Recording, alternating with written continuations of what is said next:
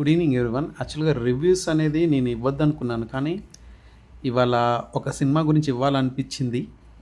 So ఆ cinema ఏంటంటే, యాక్చువల్గా రజనీకాంత్ సినిమాలు చాలా ఇయర్స్ నుంచి చూస్తుంటున్నాను.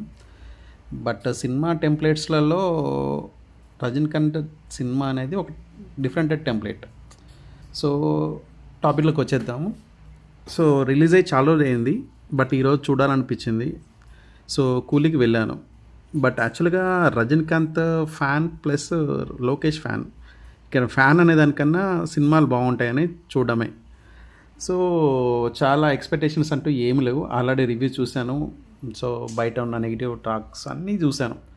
చూసిన తర్వాత కూడా వెళ్ళిన తర్వాత ఏంటంటే, సో మనకి అక్కడ కొన్ని సినిమాలు ఎలా ఉంటున్నాయంటే, అసలు లోకేషన్ ఈ సినిమా తీసిందని కొన్ని షార్ట్స్ చూస్తే అర్థమైపోతుంది.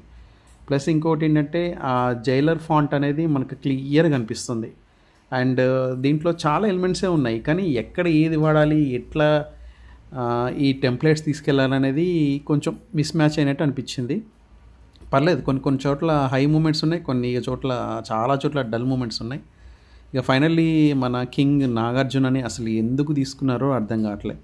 సో నాగార్జున అంటే నా మైండ్లో ద కింగే, బట్ ఇక్కడ విలన్గా నాగార్జున నేను చూసుకోలేకపోయాను. ప్లస్ ఏంటంటే, అసలు నాగార్జునకి తగ్గ రోల్ కాదు అది.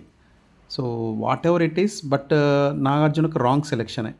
నెక్స్ట్ అమీర్ ఖాన్. అసలు లాస్ట్ ఆ రోలెక్స్ క్యారెక్టర్ విక్రమ్ సినిమాలో ఒక రేంజ్లో ఉంటుంది, అది అందరికీ తెలుసు.